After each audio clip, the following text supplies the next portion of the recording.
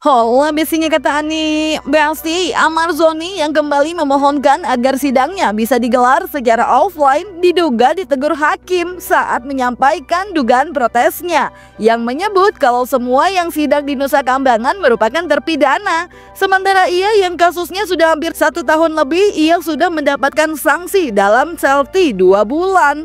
Ketika viral di media justru dipindahkan ke Nusa Kambangan yang menurutnya kurang sesuai. Di mana menurut Amar Zoni hal tersebut mempengaruhi psikisnya dengan kondisi tersebut. Apalagi Nusa Kambangan terkenal dengan narapidana high risk seperti teroris yang menurut Amar ia tak seperti itu. Terdakwa ya?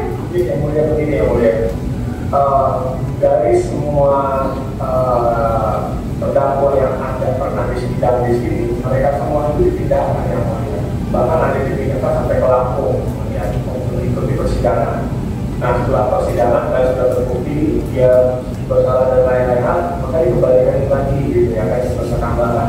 Nah, namun saat ini kan kami ini sebenarnya kalau dipikir di kejadian ini sudah 1 tahun yang lalu yang mulia, dan kami juga sudah dapatkan sanksi waktu itu berupa ditaruh di selfie selama 2 bulan dan ditaruh isolasi selama 2 bulan. Lalu juga kami mendapatkan letter M untuk tidak bisa memuluskan secara PB proses bersyarat.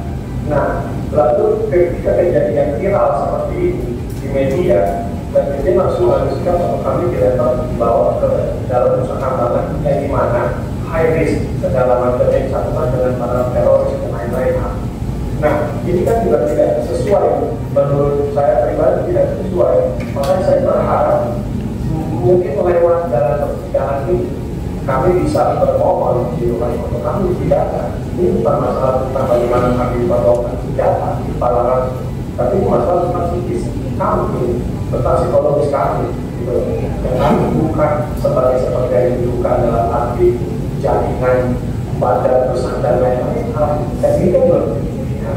Makanya kami bermohon sekali lagi yang sudah memberikan ketetapan saat ini untuk bisa agar kami dipindahkan kembali ke Jakarta, baik ke lapas Pinang ataupun lapas Lembang, gitu kan. Dan kami bisa bermohon untuk membuat eksepsi yang benar secara pribadi dari 5 terdakwa ini, gitu kepada penguasa kuasa hukum kami bebas untuk berbicara selama persidangan ini. Kami bermohon kepada yang mulia. Saudara para terdakwa ya, sebetulnya saudara itu kan terpidana ya, dalam arti kewenangan untuk menempatkan saudara itu bukan ada di kami. Itu yang pertama saudara harus pahami ya. Jadi kami tidak punya kewenangan untuk memindahkan saudara dari sana ke sana. Jadi kewenangan kami adalah menghadirkan saudara di persidangan. Kami bisa memerintahkan umum untuk menghadirkan saudara di persidangan. Itu aja, gitu ya. Dan kami menganggap itu nanti di pembuktian kami butuh saudara untuk di depan kami. Ini kan masih eksepsi, ini masih kita tanggapan, nanti masih putusan selah. Dan putusan selah juga ada kemungkinan putusan akhir. Kan itu ada 2 kemungkinan kan eksepsi. Kalau putusan akhir, artinya sudah selesai perkara itu. Kalau putusan selah, lanjut perkaranya kan seperti itu. Dan setelah itu nanti di putusan itu saya belum ini ya, hakim anggota 1 lagi belum masuk, masih diklat, tidak. Nanti kami musyawarah, tapi kami sudah ada wacana, sudah membaca juga permohonan dari penasihat hukum saudara, kan kemarin sudah mengajukan permohonan. Jadi permohonan dari penuntut umum kami baca, permohonan dari penasihat hukum kami baca, kami musyawarahkan yang terbaik mana untuk persidangan ini. Ya, seperti itu ya. Hal tersebut pun ternyata membuat hakim memberikan Amar Zoni pemahaman di mana perihal pemindahan bukan wewenangnya, dan disebut hakim Amar pun juga terpidana Besti. Ya, permohonan Amar Zoni untuk bisa dipindahkan atau sidangnya bisa digelar secara offline memang kerap disampaikan Amar Zoni saat sidang, termasuk sidang keduanya yang digelar pada 6 November 2025. Untuk selama di persidangan ini kami punya akses untuk bisa berkomunikasi perlu kepada pengacara pertama, kedua gitu kan ya, kami bisa dipindahkan ke tentara gitu. Sementara kalau persidangan itu aja kami cuma hanya ingin meminta berjaga akses kami biar lebih mudah. Oke, saudara para terdakwa ya, tadi saya sudah sampaikan ke penuntut umum, tolong ya penuntut umum nanti kalau nggak ada akses untuk PHP ini ya bagus kita offline aja dari awal ya, nanti sampaikan ke atas. Kenapa? Iya, itu maksud saya. Ya, kalau nanti disampaikan ke atas untuk ya itu kan hak mereka itu diberikan akses untuk berkomunikasi gitu ya penasihat hukum ya. Ya. Dan untuk tadi sudah saya jelaskan ya untuk sidang secara offline nanti kita tunggu dulu kalau pas pembuktian. Kalau acaranya berlanjut ke pembuktian memang lebih enak kalau kita face to face kan seperti itu. Tapi kami juga belum musyawarah majelis, kami bertiga, gitu kan. Akhirnya satu lagi belum ada. Ya, itu ya terdakwa ya. Jadi ini masih eksepsi. Jadi kalau memang eksepsinya mundur ya nanti mundur juga putusan selanya, mundur juga pembuktiannya. Mohon dimaklumi bukan kami yang membuat mundur, tapi memang para pihak yang meminta untuk seperti itu. Di mana Amar kembali mengungkapkan permohonannya tersebut. Namun, hakim pun memberikan tanggapan bahwa perihal sidang online memang masih dibutuhkan karena masih dalam tahap eksepsi, belum sampai pembuktian katanya. Terlebih kuasa hukum Amar Zoni yang menerangkan hak terdakwa perihal penyusunan eksepsi dihimbau oleh hakim agar hak yang diberikan supaya tidak membuat sidang menjadi tertunda atau lama. Nggak ada, pulpennya nggak ada. Nah ini kan ada memang diatur dalam kode acara kan eksepsi itu ada dua, eksepsi dari penasihat hukum dan eksepsi dari pribadinya. Nah ini kan nggak dapat diberikan. Ya saya rasa alasannya ya bagus juga. Berarti hakim ya menempatkan masalah ini ya sama-sama adil gitu loh. Nah kemudian juga ya saya yakin nih sidang ini pasti nanti akan offline. Karena dari caranya hakim itu kita tahu juga kan, karena untuk sidang pembuktian nanti kan hakim lebih menginginkan Amar itu memberi keterangan yang bebas, yang merdeka, dan tidak ada tekanan baik itu psikis. Jadi ya kita berdoa aja, saya yakin. Lalu, apakah selanjutnya kuasa hukum Amar Zoni bakal bisa melakukan sidang offline? Keterangan asetnya apa gimana sih Bang? Sampai belum bisa bacain di PH? Bukan nggak siap, dia udah mempersiapkan diri, tapi alat untuk itu tidak ada. Alat tertulis. Nah ini kan, itu kan tugas jaksa nanti memberikan akses yang seluas-luasnya. Seperti perintah hakim tadi, ya mudah-mudahan itu pasti akan dilaksanakan oleh pihaknya lapas Nusa Kambangan. Di sisi lain, sebelumnya ramai perihal pengakuan Amar Zoni yang dalam penyusunan eksepsi diduga kesulitan mendapatkan alat tulis karena diduga terkait SOP. Disebut Amar Zoni apabila komunikasi dengan PH bisa lancar dan alat tulis tersebut bisa mudah. Disebut Amar Zoni jika komunikasi dengan PH bisa lancar dan alat tulis tersebut bisa mudah ia dapatkan, ia bahkan bisa menyelesaikan eksepsinya dalam 1-3 hari. Ya, kan kalau eksepsi kan bisa pakai alat tulis, bisa pakai pikiran, kan begitu. Jadi eksepsi kan bisa disampaikan dengan cerita juga bisa.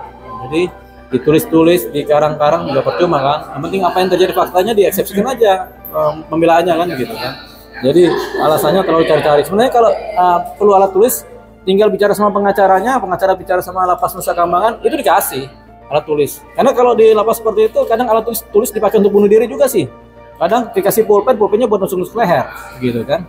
Dikasih pensil, pensilnya dipakai buat ketok-ketok teman sebelah, gitu. Itu ya hal yang takut. Iya kan, dikhawatirkan kan bunuh diri terjadi kan, karena satu kan alat tulis kan tajam, gitu. Seperti itu. Tapi Bang, melihat case-nya Amar sendiri, seberapa persen sih Amar ini bisa dihadirkan secara offline? Karena kan melihat statusnya Amar kan sebagai high risk itu kan. Iya, betul. Jadi seberapa persen tergantung majelis hakim. Kalau sampai sekarang dia masih sidang online, berarti majelis hakim kan sudah memutuskan tidak ada persidangan offline kan? Berarti kan sidangnya online. Jadi persentase dia dihadirkan jadi 0%. Karena majelis hakim menyatakan dia tetap online kan? Kan yang tentukan majelis hakim. Kalau kita mikir-mikir berapa persen, kalau majelis hakim bilang 100% harus online, ya online. Berarti 100% memang dia ditolak permohonan sidang offline-nya. Bakal ditolak untuk kehadirannya secara langsung. Oh iya, kan itu kebijakan majelis, bukan kebijakan kita, bukan kita pikiran kita. Majelis, buktinya kan dia masih online aja kan, berarti kan majelis menolak permohonannya. Tapi kata kebijakan tadi kan aku terus sebutin, tapi aku juga ingin nanti kalau pembuktian pembelaan dalam perkara tersebut Bisa akan diusahakan Hakim, ya berarti kan hakim nanti bikin penantaman. Kami meminta jaksa supaya menghadirkan. Cukup kata itu, ketika minta itu, jaksa harus kerja tuh. Mereka berangkat tuh ke Nusa Kambangan pakai surat-surat dari majelis hakim kan. Bahwasanya memang harus dihadirkan. Berangkatlah mereka dari Nusa Kambangan, mengajukanlah permohonan kepada lapas di sini untuk titipan, atau jaksa akhirnya menitipkan di dalam dalam tahanan sementara kejaksaan. Di lingkungan kejaksaan nggak ada tuh, tahanan Jaksa Agung kan ada. Sementara itu, Diali Payumara, praktisi hukum, dalam tanggapannya perihal alat tulis tersebut diduga karena adanya kejadian-kejadian yang diduga berindikasi pada hal buruk yang dilakukan dari alat tulis tersebut, seperti melakukan hal-hal yang menyakiti diri sendiri hingga bunuh diri, Besti. Itu begini, setiap lapas itu ada undang-undangnya kan mereka kan, dan setiap lapas karena ada dasar undang-undang mereka punya kewenangan, dan kewenangan lapas itu diatur, termasuk juga SOP pemborgolan, SOP tutup mata itu diatur begitu, dan sifatnya sebenarnya internasional. Jadi sepanjang belum ada pidananya di situ atau pelanggaran hukum, dianggap sebagai tidak ada yang melanggar hukum gitu. Jadi kadang-kadang kita tahanan juga diborgol, emang kebijakan dari sana gimana? Diborgol aja gitu kan. Jadi itu adalah kewenangan dari kepala lapas. Ya, terkait Ahmad Zoni yang masih memohonkan untuk dipindah sementara, memang begitu diupayakan oleh tim kuasa hukumnya. Melalui Kamelia, pacar dari Ahmad Zoni, dalam wawancaranya bersama awak media usai sidang kedua kemarin, Kamelia bahkan mengaku kalau John Matias, kuasa hukum Ahmad Zoni, telah membuat rekaman dugaan pengakuan Ahmad Zoni saat ia berkomunikasi, di mana Ahmad mengalami kondisi perihal fisiknya, yaitu kakinya karena sel yang sempit, di mana Ahmad mengalami kondisi perihal fisiknya, yaitu kakinya karena sel yang sempit. Namun rekaman tersebut menurut Kamelia tidak bisa diputar sepenuhnya oleh majelis hakim. Yang dengar kata Om John itu kan, Om John bilangnya mungkin karena selnya kecil, jadinya sebenarnya tadi mau didengerin semuanya kan, mau diputar semua, cuma sama hakim nggak boleh kan. Kita mau Om John baru sedikit dikeluarkan, belum semuanya dikeluarkan bagaimana keadaan Bang Ahmad di sana, karena tadi sama hakim nggak boleh juga kan. Jadi coba nanti tanya Om John aja rekamannya seluruhnya gimana gitu. Udah biasanya cuma 1 jam disuruh bisa ngirim Ya, bebas. betul. Sehari. Ya, 1 jam sehari. Iya makanya kayak. Katanya bisa dengar sendiri Bang Ahmad bilang kalau kita kemana-mana dari sel ke tempatnya itu ditutup, diborgol gitu kan. Jadi tadi kalian bisa dengar sendiri kan kesaksiannya Bang Ahmad sebagaimana gitu. Jadi sangat menyayangkan kan ya, menurut aku hukum Indonesia tuh aduh gimana ya. Dan informasinya keterbatasan gerak selama ada di Nusa Kambangan ini itu kan juga akan berdampak kepada kesehatan, yang dia sudah mulai mengeluhkan dirinya dengan kaki kebas karena untuk keluar itu kan hanya 1 jam, dan itu pun ditutup matanya dan sebagainya. Nah ini asas kemanusiaan ini yang kami masih harus mengharapkan kepada pihak-pihak yang terkait yang dalam hal ini, karena kalau kembali kepada Pak Dirjen Lapas mengatakan bahwa Ahmad ini kan bukan penyalahguna narkotika. Jadi ya mohon sekali lagi untuk para pimpinan penegak hukum amat segera dikembalikan. Jadi dikembalikan, dan haknya sebagai manusia, hak asasi manusianya, hak kemanusiaan, hak keadilannya, hak untuk direhabilitasi itu segera dilaksanakan. Karena kalau tidak, itu berdampak kepada fungsi saraf otaknya itu, dia akan mengalami stres, kecemasan, sampai kepada depresi, dan nanti meningkat sampai kepada gangguan kejiwaan pun. Itu yang tidak diharapkan oleh kami semuanya. Gak cuma itu aja, harapan keluarga agar Ahmad Zoni bisa mengikuti sidang secara offline karena takutnya tekanan yang berimpact pada psikis Ahmad Zoni, di mana di sana Ahmad mengaku ditutup matanya jika ingin pergi kemana-mana dan juga diborgol. Terlebih ibu angkat Ahmad Zoni juga seraya mengingatkan statement dari Dirjen Pas terkait Ahmad Zoni, sehingga ia pun berharap keadilan untuk Ahmad Zoni. Banyak kok yang tadinya menyalahguna narkotika kemudian bisa berproduktif, bisa berkarya, dan bisa direhabilitasi, bisa dikonseling, kemudian bisa berkarya kembali, itu banyak. Dan berharap Ahmad akan ke sana.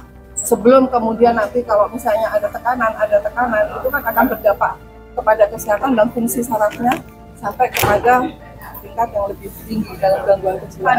Ya Besti, kita lihat aja ke depannya nanti ya, apakah permohonan Amar Zoni bakal dikabulkan untuk bisa mengikuti sidang secara offline. Semoga semua menjadi pelajaran buat kita semua, say no to narkoba Besti, karena nggak ada keren-kerennya pakai narkoba. Dan mari perangi narkoba aja Besti. Jangan lupa like, subscribe, comment, and share biar bisa dapetin video berita kecil lainnya cuma di Kata Ani Besti.